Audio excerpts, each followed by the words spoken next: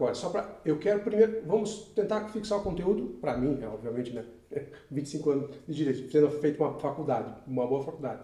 Se eu não tivesse esse conceito, eu não poderia estar nem advogando, tá? Certo. Mas aqui, eu quero que, para quem está lá, que é o teu aluno para revisar a tua aula, aquele que vai fazer a OAB, as pessoas que quando eu digo comuns aqui, é porque são pessoas não letradas em direito, né? Não fizeram faculdade de direito, enfim. Eu quero voltar só para os tipos, dando alguns exemplos para a gente tentar enquadrá-los, os tipos, tá? Enquadrar os tipos. Depois entrar nas penas. Correto. Tá? E daí, se a gente conseguir avançar, avançamos para os efeitos nas redes sociais, nos aumentos de pena. Vamos lá. Primeiro, eu estou aqui, agora já até confundi, né? Falei aqui que eu não podia ter feito nem ser advogado com 20 anos. Vamos lá. Você falou que a calúnia e a injúria andam juntos. É isso ou a calúnia e difamação andam juntos. Tá, andam juntos aqui. Na questão e a injúria, do atingimento da honra. Objetivo. Isso. Tá? Atingimento da honra objetiva. Isso. E a injúria fica na honra subjetiva. Na honra subjetiva. Vamos primeiro para esse aqui. Para esse aqui, para que a pessoa lá comum entenda, e eu também fixo com o conteúdo de novo, tá? Porque para mim, que estou nocível, basta eu falar da honra. Ofensa ao direito de personalidade, certo. É um caractere do meu direito de personalidade, eu vou para o dano moral clássico e é muito fácil. Não preciso ficar fazendo essa diferenciação. Para o crime eu tenho que fazer, obviamente. Claro. Vocês têm que fazer essa diferenciação e o juiz, a autoridade tem que qualificar corretamente. Mas tá lá, esses dois estão andando juntos e aqui eu quero só entrar no aspecto da honra subjetiva, algo que me ocorreu. Vamos lá. Se eu chego para, então, você deu o exemplo do roubo da bicicleta. Tá. Se eu chego lá, eu só estou usando o exemplo não da repercussão da pena, tá? Acusei o síndico de desviar dinheiro da contabilidade, ou do caixa do condomínio. Certo. Acusei. Certo. Leonardo, você é síndico, você desviou dinheiro. Certo. Numa assembleia. Isso acontece todo dia, né? Certo. Assembleia, WhatsApp, xingamento e tal. Fiz isso. Certo. Eu não falei, você é ladrão. Eu falei, você desviou dinheiro. E ele vai falar, não, mas eu não tenho lá, eu chamei de ladrão. Não, mas o que é desviar dinheiro que não é meu? Tá? Como eu enquadro isso? Isso é calúnia. Isso é calúnia. Até porque, no seu exemplo, se você falar você é ladrão, você não está imputando crime nenhum. Não? Não. Você é ladrão. Você está desonrando a situação. Quando você está falando, você desviou o dinheiro do condomínio, você está imputando um fato definido como criminoso. crime. Portanto, calúnia. Tanto é que você é ladrão, pode ser um bêbado que falou... Exatamente, você está falando lá na Assembleia, onde tem outros condôminos, na presença de vários condôminos, falando para o síndico, você desviou a verba do condomínio. Então eu imputei... Você está imputando um crime. Você está dizendo que ele desviou. Perfeito. Ou que ele se apropriou daquele dinheiro. Perfeito. Tá? Vamos ficar aqui, que você sabe, eu atendo muito condomínio, o Carlos Eduardo também me auxilia quando tem uns casos aí para a gente fazer a batidinha, ele sabe disso, a gente faz aí os condomínios juntos. Vamos lá. Aí eu cheguei na Assembleia, estou lá discutindo, fui contrariado e eu falei, Carlos Eduardo, quem é você para falar isso? Você fica aqui usando de trabalho escravo, você... Não, trabalho escravo não quero. Você não é um bom pai, você vive traindo sua esposa, que eu vejo aqui, sua esposa é uma babaca, que nunca está aqui na frente da esposa, tá? Certo. Falei disso. Você trai tua esposa, você não é bom pai. Ser bom pai não é crime? Eu acho que não, né? Não é. Enfim, aí, como que eu qualifico? Nesse exemplo que você isso aqui, eu falei, tirei o síndico ladrão. Eu tenho uma difamação. Você está lá, veja, tirei o síndico. Certo. Estamos discutindo a garagem que tem que ser o quê? Você está cometendo uma difamação e uma injúria, certo? Por quê? Por quê? Vamos lá. Na difamação, difamar alguém imputando-lhe fato ofensivo à sua reputação. Você não é bom pai, é um fato ofensivo à minha reputação, certo? Certo, sim. Né? Daí, na injúria, que é o do 140, que atinge a honra subjetiva, injuriar alguém ofendendo-lhe a dignidade ou o decoro. Nesse exemplo que você falou, você está dizendo na frente da minha esposa que a minha esposa, por exemplo, está me traindo. Isso não é crime. mas você está atingindo a honra subjetiva dela. Sim. Então, nesse exemplo que você deu, você estragou com a Assembleia. Tipo, você cometeu um crime contra o síndico, um crime contra o vizinho, ou seja... As que eu participo, eu já falei várias vezes que um dia lançaram o sapato e eu tive que me desviar. Então, nesse sentido, você tem essa aplicação. É claro, aquilo que eu falei no início, você pode ter os 3 tipos penais num evento só. Num evento só. Claro. Com vítimas diversas, mas num evento só. Então, voltemos. A calúnia, você tem que imputar um fato tido como criminoso. Por isso que a calúnia é tido como o delito mais grave. Claro, porque eu estou imputando um fato criminoso. Qual que é a pena da calúnia? A pena da calúnia de 6 meses a 2 anos. Tá. Pena de 6 meses a 2 anos e multa. Então, alguém que for condenado vai ser 6 meses a 2 anos e multa. A da difamação, a pena é de 3 meses a 1 ano. Veja que a pena mínima da difamação é a metade da pena mínima da calúnia. E a pena máxima da difamação é a metade da pena máxima da calúnia. Ou seja, nós temos um delito em relação à pena diminuído da metade. Sim. E na injúria, a pena é de 1 a 6 meses. Ou seja, ela tem uma pena ainda menor. Quando é que, isso eu preciso explicar, principalmente para a questão dos acadêmicos, quando é que eu vou ter o traslado, vamos dizer assim, da competência dos delitos? Tá? Eu tenho aqui, que eu acabei de ler para vocês, 3 tipos penais cujas penas individualmente são do juizado especial criminal. Mas se eu somar a pena de um com a pena de outro com a pena de outro, eu vou ultrapassar o limite, que é de 2 anos, para que ele seja processado perante o juizado especial criminal. E aí vai para a vara criminal comum. Esse é o exemplo mais... Outros exemplos que eu sei que o professor quer, do calúnia, injúria e difamação. Vamos lá. Daí eu vou falar dos exemplos. Posso só fazer aqui um parênteses que nós somos 2 advogados, tá? Vamos lá, senhores. Por que eu sempre falo o meu lema aqui? Se está gostando, curta, compartilha, manda no WhatsApp, manda para o teu colega, manda para o teu amigo, para todo mundo conhecer esse conteúdo, senhores. Vamos lá, tá? 2 advogados. 2 advogados que levaram muita lambada já, tá, senhores? Apanharam muito, enfim... Já lidamos com gente boa, honesta, com adversário bom, honesto, e com adversário tralha, ruim, aquele que você não queria ver na advocacia, tá? Não vamos colocar, dourar a pílula aqui, só tem, não.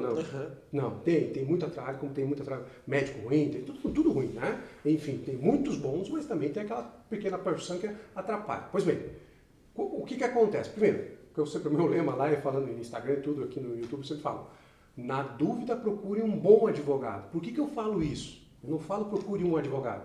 Porque um advogado, você pode pegar o top de linha e pode pegar top da porcaria, correto?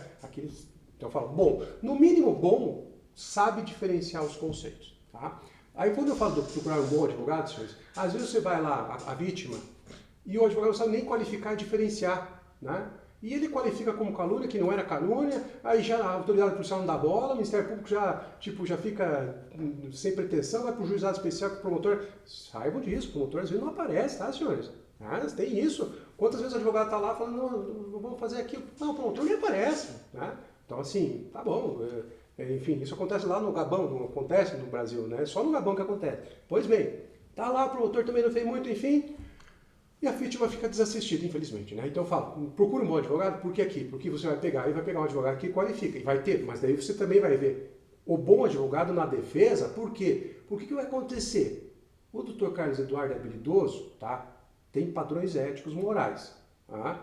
Mas o que vai acontecer? Pega um advogado que não tem um padrão ético e moral tão bom, ele vai falar, vamos dar uma melhoradinha nessa tua... desculpinha aqui nessa entrevista. Tinha mais alguém? Não, só estavam nós 2 lá. Falei, então tá bom, vamos falar aqui, vamos meter uma série, vamos meter não sei o quê. Pra quê? Pra engordar aquela queixa e fazer sair do juizado especial, correto? E você tem que ter um bom advogado e falar, não, mas isso aqui tá estranho. Tá? Entende? Porque assim, quando eu começo a querer, são as habilidades dos advogados. Os advogados começam a ver, não, mas só isso aqui fica no juizado, dá lá uma pena substitutiva, preventiva, enfim, vamos meter uma rede social para triplicar e para mandar para a área comum, pelo menos o cara na área comum vai estar diante de um juiz togado, procedimentos mais regrados, não que o juizado especial não funciona, tá? Mas funciona de forma diferente. Então aqui, só esse parênteses, para os senhores verem a importância de um bom advogado. Bom advogado, tanto para um lado quanto para o outro, tá? Não sei se você concorda comigo ou não dessas qualificações, tá? Agora, voltando só em crimes, vai dar outros exemplos. Agora, o que eu quero sair e perguntar por curiosidade própria mesmo, tá? E me surgiu aqui, não quis te interromper antes, eu queria falar, quando eu saio daquilo que todos pensam de mim, a mulher de César tem que parecer honesta, é pensar da mulher de César, tá? Não só agir honestamente, mas parecer honesta. Aquele tal negócio, ó, quem me conhece sabe, você sabe disso. Eu não fecho porta no meu escritório com mulher, qualquer uma, inclusive com a minha, né? Com a minha não precisa fechar a porta, enfim, né? Porque a minha trabalha comigo. Enfim, por que isso? Porque desde sala de aula eu tenho, assim, verdadeiro pavor de ser acusado de assédio sexual. Pavor! Eu falo, cara, eu já tenho tanto problema para minha vida, por que eu quero mais um desse? Não quero uma mulher na minha sala. Então, a Natânia, coitadinha, quando vai lá, às vezes é porque está muito barulho na minha sala para eu fechar uma porta, tá? Senão, eu não fecho porta com mulher. Parecer não assediador. Todo mundo está vendo, não é possível, o doente mental vai fazer isso, tá? Então, quando o parecer, né, ser honesto, agora eu quero só entrar no subjetivo, até aí vai mais uma vez a curiosidade, tá? Porque, às vezes, existem fatos que para uma pessoa repercute de um jeito, eu não estou conseguindo achar um fato que eu pudesse cair na qualificação correta, tá? Mas assim, para uns repercute de um jeito, de uma forma, e para outros repercute de outra forma, tá? Então, o que eu quero dizer com isso? Vou dar um exemplo que não é o adequado, porque eu sei que qualifiquei como calúnia, tá? Vamos lá, posso dar um exemplo? Já não me alonguei demais. Qual é o exemplo? Se alguém chega para mim, inclusive fizeram isso, tá? Um aluno da UP, tá? Não devia falar, tá? De uma universidade aí que a Kátia dava aula, passou uma mensagem uma vez para mim, no meu Facebook, acho que era, não tinha celular, né? Passou uma mensagem para mim, a sua esposa, doutora Kátia, está te traindo com fulano de tal. Cara, pergunta quanto tempo eu perdi do meu sono. 0. Eu fiquei risado. A Kátia chegou em casa e falei, cara, olha isso aqui. Ah, sei quem é, daí investigaram lá, não dei nada, tá? Deu em nada. Perfeito. Não repercutiu para mim. Certo. E nem para a Kátia, porque nós dois sabemos o que nós fazemos na nossa vida. Não quero fazer propaganda porque parece que dá errado depois, tá? Não vou falar da minha honestidade nem da minha, enfim. Não repercutiu. 0 repercussão. Nunca tive esse desgosto. Agora, se alguém passa uma mensagem para um cliente meu falando Leonardo Agostini é um canalha, levantou um alvará e não repassou, isso eu vou ficar maluco, por mais que eu nunca tenha feito isso. Eu não sei se você consegue entender. Claro. Tipo, para mim, não que eu não tenha importância para a família, mas é que o que os outros imaginam de mim, tá? Com relação a trem, eu vou dar risada. Eu falo, cara, você não me conhece, não conhece a Kátia. Primeiro, depois, e se eu quiser, se o nosso casamento for aberto, quem você vai meter o dedo na minha colher? Sem dúvida. Tá? O problema é teu, negão. Para de me encher o saco. Vou tirar essa expressão, enfim. Acabou, tá? Agora, pegar dinheiro de cliente é um crime gravíssimo praticado por muitos advogados, tá? Muitos que eu digo em proporção. Para mim isso é grave. Isso não pode repercutir. Ninguém pode pensar isso de mim. Então me atinge de forma diferente, tá? Uma inscrição, para finalizar aqui, uma inscrição no SPC. 0, eu não tenho um financiamento. Tudo que eu tenho é pago, porque quebrei lá atrás, quando meu pai faleceu, eu quebrei. Eu não quero ter dívida. 0 dívida. Não tenho carro financiado, casa financiada, não tenho nada financiado. Se alguém falar, você está inscrito, que bom, vou entrar com a sua indenização do moral, porque ofendeu aqui um direito de personalidade, tá? Minha mãe infarta com 80 anos. Que para ela é como se chegasse todo mundo e falasse, caloteira, vagabunda, sem vergonha, porque ela foi criada em outra época, ela não tem formação jurídica, eu tenho, eu sei o que eu vou tirar de fruto daquilo. Olha como repercute diferente. Então, me alonguei demais, mas é que eu exemplo. Assim, como é que o juiz investiga esse subjetivo aqui? Né? Tá no mimimi ou tá no fato grave? Me alonguei. Joguei agora o problema para você. Mas o exemplo é bom, a colocação ela é pertinente, né? E ela é pertinente com aquilo que a gente já falou. eu não consigo, ou nós não conseguimos dimensionar o que fere um cidadão no seu íntimo de uma forma mais intensa ou menos intensa. Se é a honra objetiva ou a honra subjetiva. Nos dois exemplos que você deu em relação à sua pessoa, ainda que no primeiro exemplo diga respeito à sua esposa, é uma questão íntima, subjetiva. Vocês demonstram de forma objetiva a todos que os cercam que vocês são um casal muito bem resolvido. Se alguém vem falar que você ou a Kátia estão traindo um ao outro, isso não atinge a tua honra subjetiva. E como está provado para todos que vocês vivem bem, a sua honra objetiva também não está atingida. Por isso que você releva. Você mencionou que você tem tudo pago à vista. Que sorte, hein, Léo? No mundo que a gente vive, que sorte. Ou seja, se você for inscrito no Serasa, você não está preocupado com isso. Porque você sabe que isso não chega a atingir a tua honra. Isso, no seu conceito, chega a ser uma forma até patética, de tentar te atingir. Agora, por que no exemplo do dinheiro do seu cliente, você ia ficar furioso da vida? Porque isso diz respeito à sua questão subjetiva, como bom profissional, como definidor de um bom caráter, e principalmente da sua honra objetiva, que é aquilo que você passa para todos aqueles que o cercam na sua atividade profissional. Que é, sou bom profissional, sou honesto, sou digno, trabalho direito. Não tem um cidadão que venha falar esse tipo de barbaridade que não deva ser processado. Então é por isso que você se sente mais atingido. E aqui, por que eu estou respondendo dessa forma as suas colocações? Porque a gente não consegue dimensionar dentro da honra objetiva e subjetiva o que atinge mais um ou outro. No exemplo da sua mãe, se ela falar que ela está serasada, você falou que ela vai... Não, infarta. Então, infarta, por quê? Porque ela quer mostrar, no teu dizer histórico A Mulher de César, ela tem que parecer honesta e tem que ser honesta para que ninguém desconfie da sua honestidade. Então a gente tem que parecer ser honesto e efetivamente ser honesto. Porque o parecer ser honesto eu posso cair na mão de um salafrário, na mão de um... O cara mostrou que tinha pose, que tinha... mas no íntimo não é aquela pessoa. Então é claro que atinge integralmente situações. No teu exemplo da Kátia que traiu, aquilo é uma difamação. O cara te mandou um negócio dizendo que a tua esposa está tentando, ou seja, ela está difamando a Kátia. Aquilo é uma difamação. Aquilo, né, se poderia processar tanto você quanto a Kátia em relação a isso. Vocês preferiram não.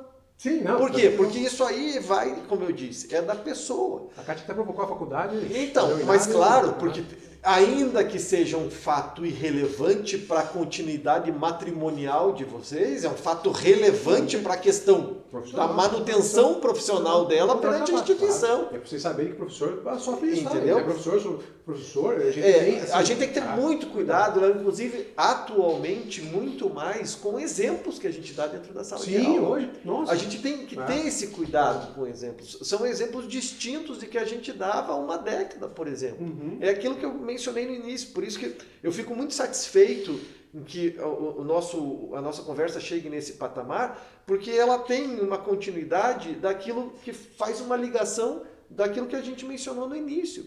O direito, ele evolui assim como a sociedade evolui. Às vezes num ritmo distinto, né? E que a gente precisa fazer as correções, quando eu digo a gente é o parlamento, é o executivo, é a própria sociedade.